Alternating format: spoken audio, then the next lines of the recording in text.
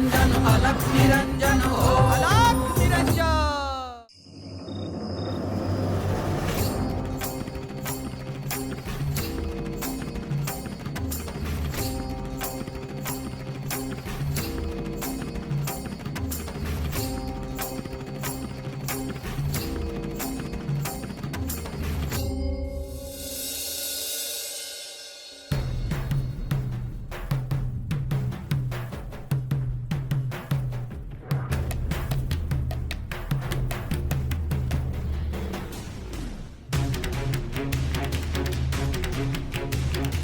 देवी,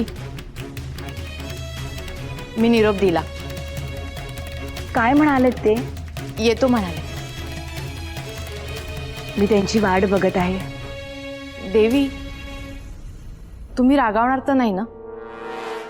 मी का रागवेन तुझ्यावर? महाराज लगेच येतील असं मला वाटत नाही. म्हणजे ते त्यांचं एक काम संपवून येतील असं म्हणाले. असं ते म्हणाले? हो. परत कधी येणार? तसं काही त्यांनी सांगितलं नाही. रात्र झाली, आता कसलं काम आहे? अहो तेच तर, एवढे लोक आहेत, मंत्री आहे, अमात्य आहे, सेवक आहेत, मग त्यांना सांगायची की कामं?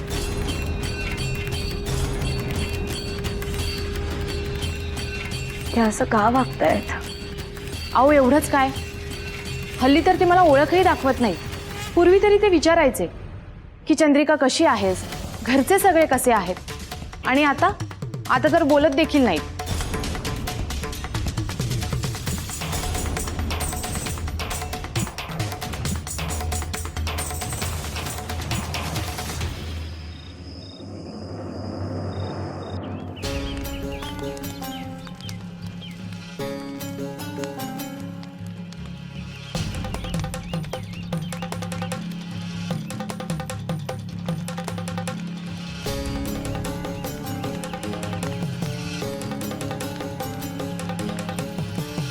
बोल र, काय वार्ताय? अमात्य आलो होतो देवळात. कशाला? आम्हाला धान्य आणि धन द्यायला. सेवक असताना? हो. अजून काहीतरी हाय?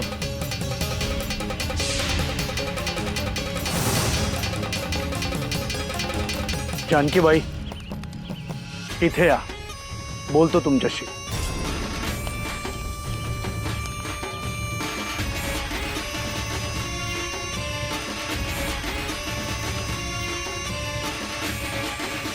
काय पाहिजे तुम्हाला? मी संन्यस्त आहे, तुमच्याकडून मला काही नको. आणि तुम्ही मला काय देणार? कशाला बोलवलंय ते सांगा. सावध व्हा. म्हणजे? तुमचा मुलगा संपत हा वाम मार्गाला लागला आहे.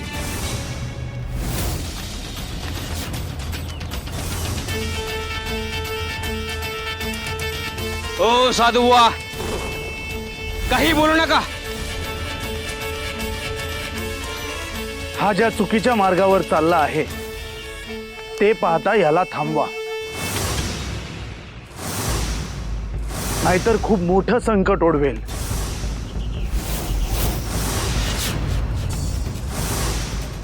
काय रे संपत, काय ऐकते मी हे? अगं हे आपल्या दोघांमध्ये फूट पाडतायत. आम्ही तुम्हाला थारा दिला आणि तुम्ही आमच्यात भांडणं लावता होय? हा?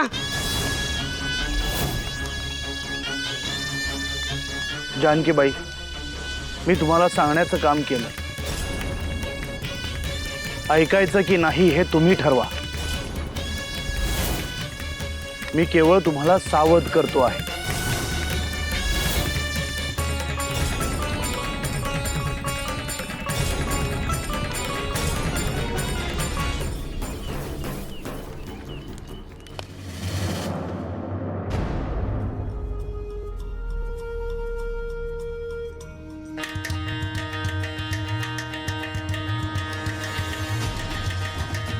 स्वामी, काय झालं रे? तू इतक्या तातडीने मला का बोलावून घेतलंस? काही समस्या आहे का? स्वामी, तुमच्याशी काहीतरी महत्वाचं बोलायचं आहे. हां, बोल. म्हणजे तुम्हाला कसं सांगावं हेच कळत नाहीये. मनात काहीही ठेवू नकोस, निसंकोचपणे बोल. हा, तुला ठाऊक आहे ना, मी तुला कसल्याही विवंचनेत बघू शकत नाही. स्वामी, काही गोष्टी माझ्या कानावर आल्यात. म्हणजे राजधानीत त्या गोष्टी बोलल्या जात आहेत. कुठल्या गोष्टी?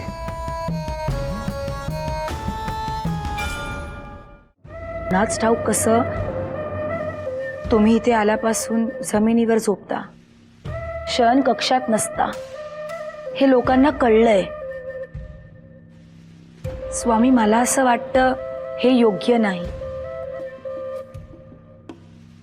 राजवाड्यातील गोष्ट बाहेर कोणाला कळू नये. आणि स्वामी, तुम्हालाही हे सगळं शोभणार नाही. म्हणून तुम्ही आजपासून शयन कक्षात झोपावं अशी मी तुम्हाला विनंती करते.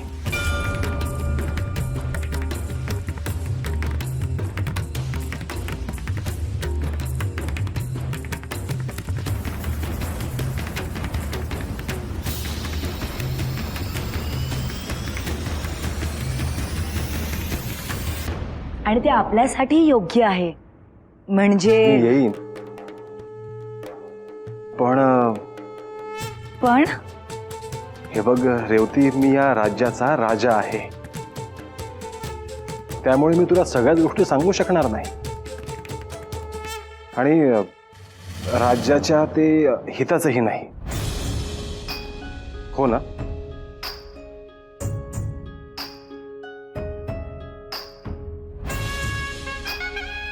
अशी कोणती गोष्ट आहे जी महाराजांना आम्हाला सांगावीशी नाही वाटली? आपल्या सर्व सैनिकांना तयार राहायला सांगा. सुब्बाराव कुठूनही राजधानीमध्ये प्रवेश करू शकतो. होय महाराज, तो कधी कुठून कुठे येतो, कुठे जातो, कुणालाच ठाऊक नाही.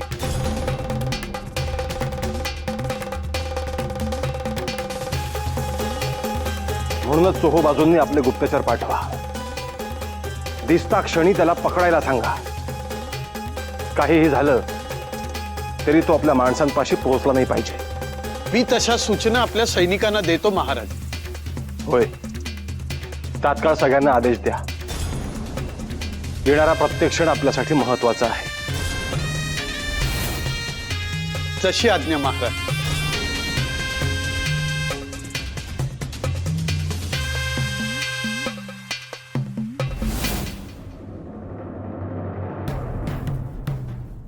महाराज, आत येण्याची आज्ञा असाल. या. प्रणाम महाराज. बोला, काय वार्ता आहे? शत्रू पक्षाबद्दल काही? नाही महाराज, मी देवींचा निरोप घेऊन आलो आहे. त्यांनी आपल्याला भेटायला बोलवले आहे.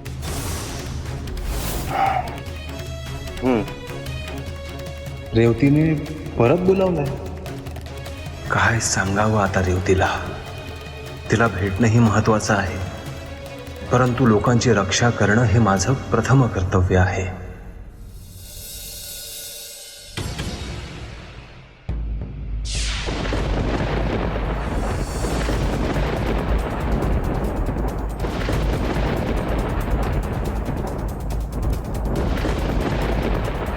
स्वामी,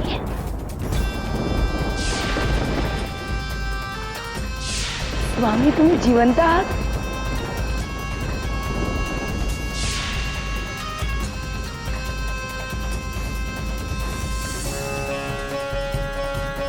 देवी, देवी, तुम्ही खूप विचार करत आहात. चला, तुम्ही बसा, बघू आधी. चला चला.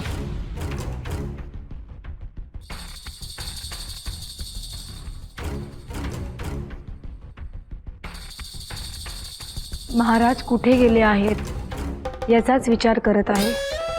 देवी, मला काय वाटतं बोलू का? महाराज शिवालयात तर गेले नसतील ना?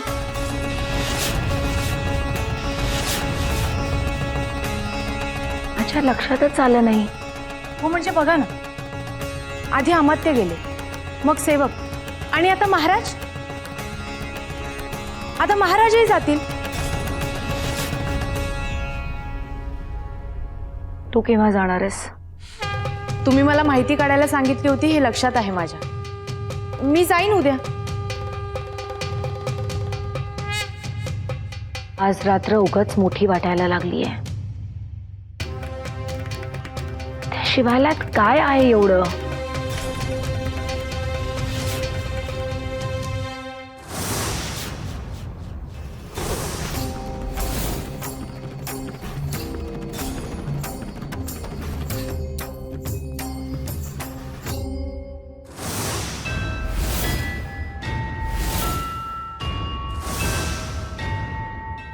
दोन पर्याय आहेत. पहिला म्हणजे शत्रूला अर्थात सुब्बारावला काही वाईट करण्यापासून रोखणे, आणि दुसरा म्हणजे रेवतीने तिच्या शयन कक्षेत बोलवलेले आहे तर तिच्याकडे जाणे. हे एक धर्म संकट आहे, परंतु मला असं काहीतरी करावं लागेल की दोन्ही गोष्टी साध्य होतील.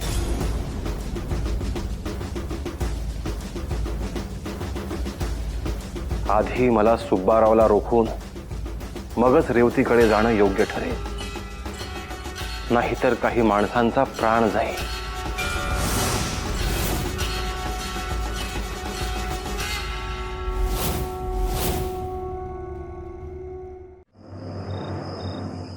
सुब्बाराव गेलंच पाहिजे का? वय जो वार्ता घेऊन येणार आहे तो अजून काय आला नाही. हा, मग तो काय मरत नाही? तो बा आलाच तो. म्हणलं होतं ना म्या, तो येणार म्हणून.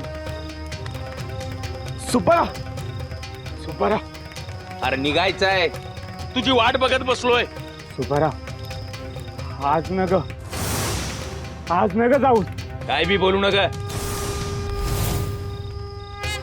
राजाची सगळी माणसं समधीकडे पसरली आहे. कधी बी कसा बी घात होऊ शकतो. जो सुब्बाराव आहे, वाराच्या वेगानं जाईल आणि वाराच्या वेगानं येईल. समजायचं बी नाही.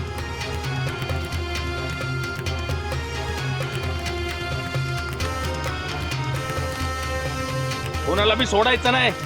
कापून टाका एकेकाला.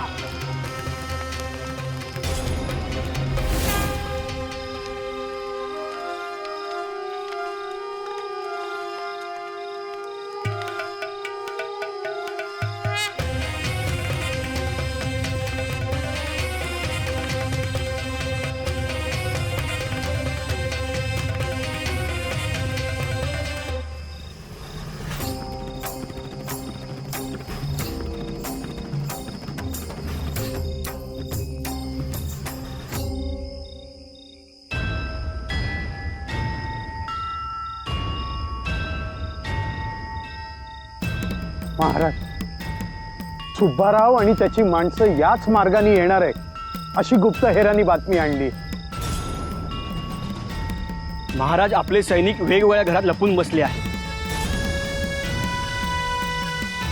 वेळ पडली तर लगेच बाहेर पडतील.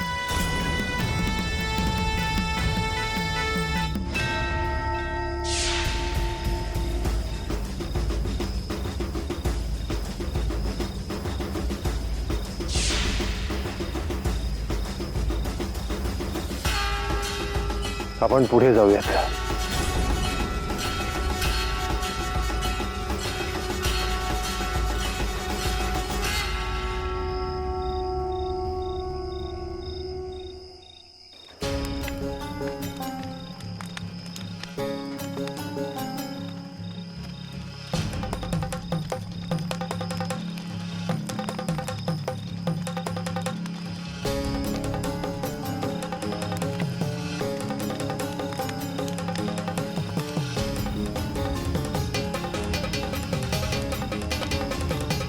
कुणीकडचं? अहो आम्ही शेजारच्या गावात आलो आहे. अव असं रातच्याला फिरू नका. का राजानं तसं काही सांगितलं आहे की काय? आमचा राजा देव माणूस आहे.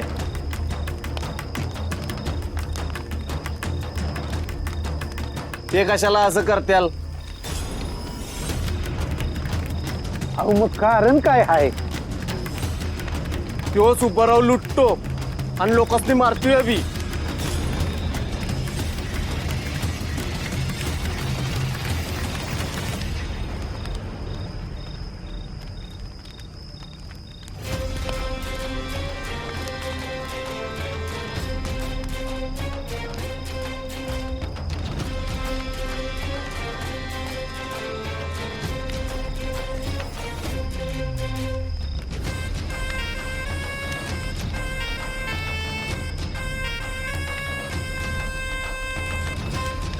महाराज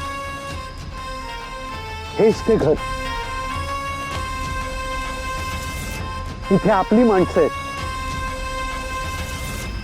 सुब्बाराव यांना मारायला येणार आहे.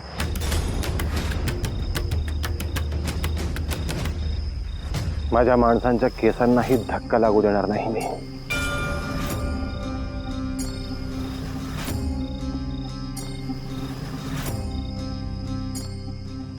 महाराज आता काय करायचं?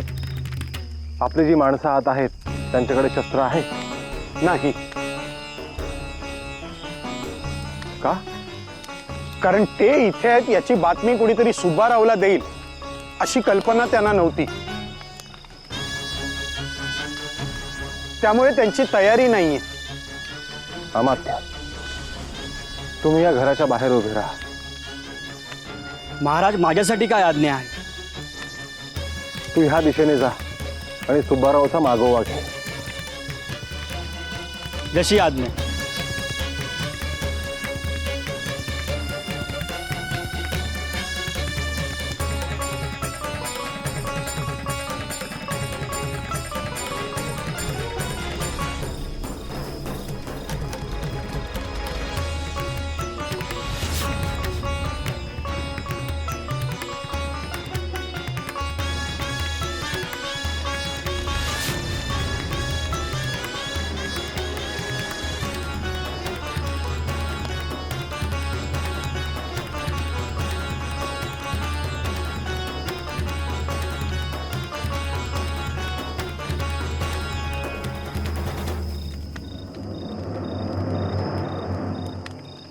आदे आदे अलख निरंजन निरंजन निरंजन.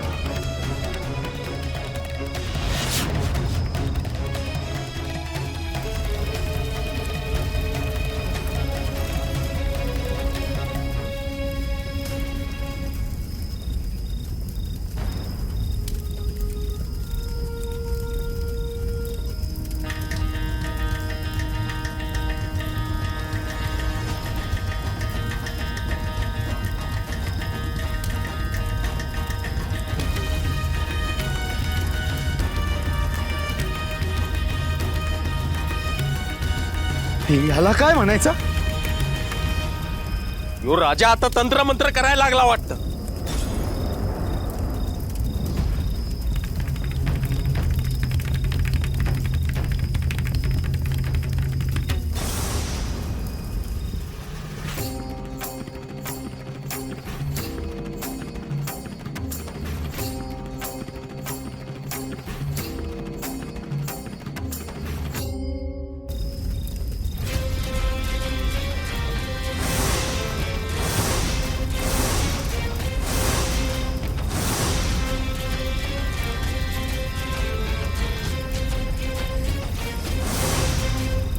सुब्बाराव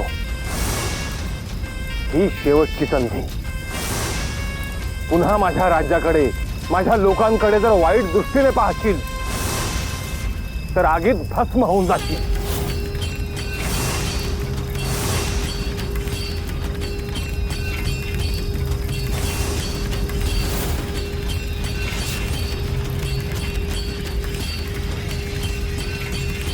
महाराज यांना बंदी बनवून घेऊन जाऊ. नाही, ही शेवटची संधी. सूर्योदय होईपर्यंत असेच आगीत उभे राहा.